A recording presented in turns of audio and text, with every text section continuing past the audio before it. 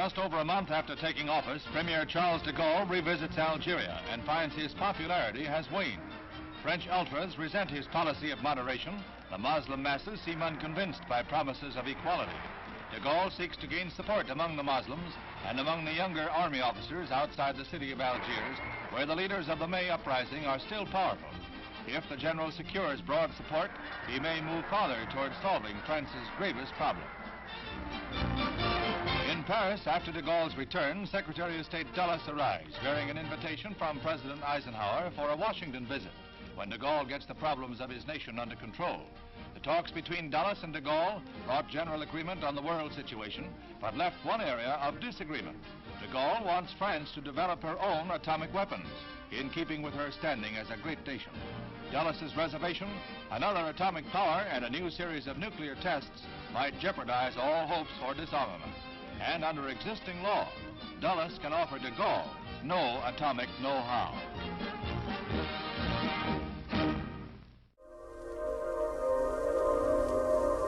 On April 11, 1958, French Prime Minister Félix Gaillard ordered a nuclear test for the first quarter of 1960. The French President Charles de Gaulle reaffirmed the decision after the French Fourth Republic collapsed during the May 1958 crisis. France, along with the United States, Russia, United Kingdom and China, is one of the 5 nuclear weapons states recognized under the Treaty on the Non-Proliferation of Nuclear Weapons. They became the 4th country to develop and test an independently designed nuclear weapon, doing so in 1960 under the government of Charles de Gaulle. In 1992, France possessed a peak stockpile of 540 warheads but has since been reduced to currently 300 operational, deployed, nuclear warheads as of 2018. This makes it the 3rd largest in the world. This, of course, is speaking in terms of warheads and not total explosive power in megatons. The weapons themselves are part of the National Force de Frappe, developed in the late 1950s and into the 1960s to give France the ability to distance itself from NATO while having a means of nuclear deterrence under its own sovereign control. On August 5, 1963, in Moscow, the governments of the United States, Soviet Union and the United Kingdom signed the Partial Nuclear Test Ban Treaty to end atmospheric nuclear testing, later ratifying it on October 10. France, however, was not a signatory state, and therefore gave it the option to conduct further nuclear tests until years later once it signed and ratified the Comprehensive Nuclear Test Ban Treaty in 1996 and 1998 respectively. A series of 3 atmospheric nuclear tests were conducted by the Saharan Military Experiments Center between February 13, 1960, and April 1, 1961. The first, called Gerboise Bleue, took place on February 13, 1960, in Algeria.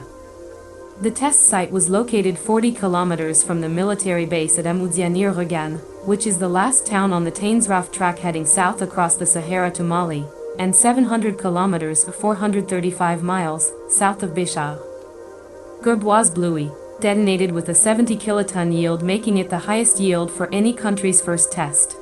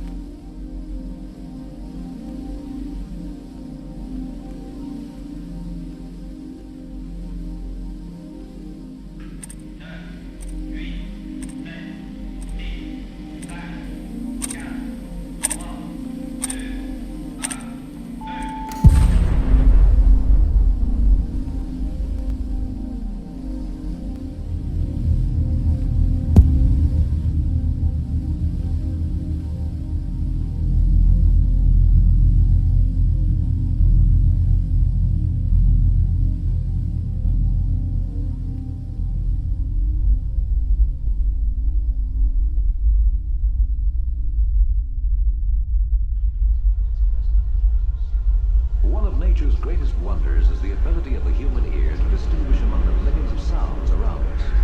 Listen.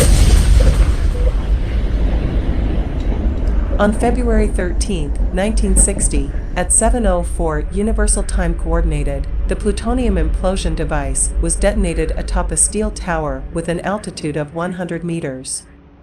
The command post was located 16 kilometers away from the blast. In order to study the immediate effects, military equipment was placed at varying distances from the epicenter, while jets flew overhead to take samples of radioactive particles.